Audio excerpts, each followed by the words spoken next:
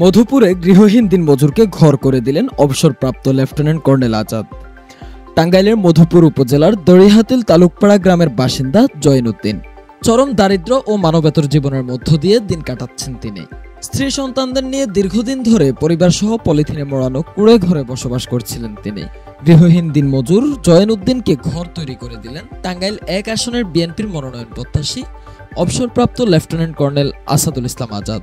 তিনি জানান, আমি সবসময় চেষ্টা করি অসহায় মানুষের পাশে থাকতে, তাদের চিকিৎসা ও বাসস্থানের মতো মৌলিক সহযোগিতা দিতে।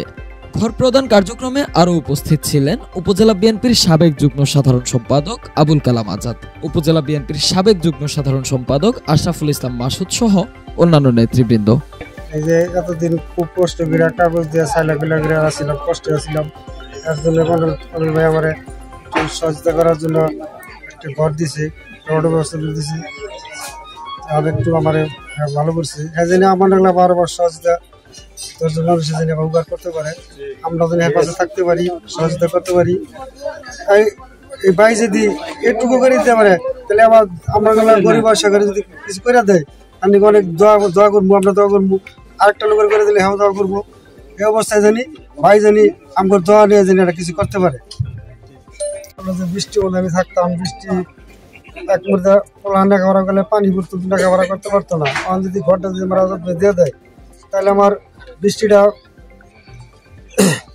বৃষ্টিটা পড়বো না, আমার পোলাহান চলান আমি একটু শান্তি হলে ঘরে কাটাইতে পারবো, পোলাহান একটু লাগাইতে পারবো।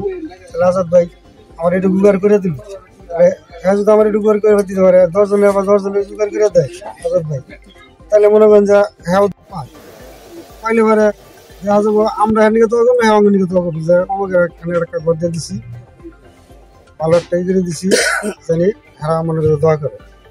আপনি ঘরটা ভাইয়া আজাদ ভাই আমার ঘরটা দিয়ে দিছে, এর জন্য আমি হ্যান্ডিকে অনেক দোয়া করি, অনেক খুশি হয়েছি। কার জন্য দোয়া করি? হ্যান্ডিকা সবসময় আমি স্মরণ করি যাব, সে জানি এরকম তাও খুশি হবো, আমি খুশি হলাম। তাহলে 10 দিনের দোয়া করবো, তাহলে এই দোয়াটা এর সাথে পাই।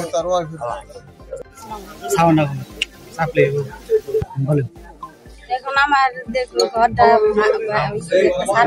ভাঙ্গা, তারপর পানি পরে পোলা ফলে রাতে থাকবার হয় না, পোলা ফলে লেখাপড়া করা হয় না, অনেক কষ্টে আমি দিন কাটাইছি। এখন একটা ঘর আমার আজাদ ভাই দিয়ে দিতে আছে, তার জন্য আমি মেলা খুশি, তার আমি দোয়াও করি মেলা।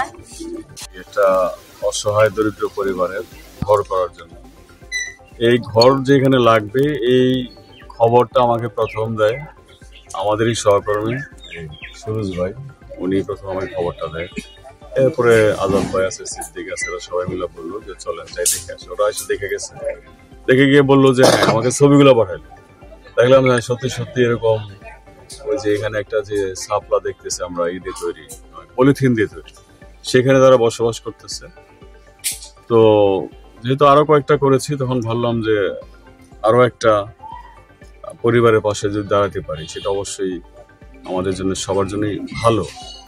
মানে সমাজে আসলে আমরা সবাই বিল্ডিং এ থাকবো আর কেউ কেউ সোনার ঘরও পাবে না, মানে একবারে পলিথিন দিয়ে থাকবে, এটা আসলে অবর্ণনীয় এবং এটা মেনে নেওয়ার মতো মানসিকতা আমাদের কারোই থাকা উচিত না।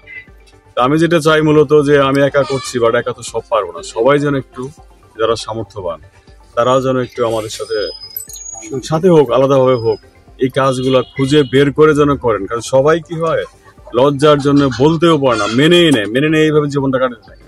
তা আমরা যদি তাদেরকে একটু মানে ভালোভাবে থাকার ব্যবস্থা করতে পারি, সেই উদ্দেশ্যে আমাদের আশা। এবং আপনারা যারা শুনছেন দেখছেন তারাও যেখানেই পারেন একটা দুইটা হেল্প করেন মানুষকে, এটাই আসলে জীবন।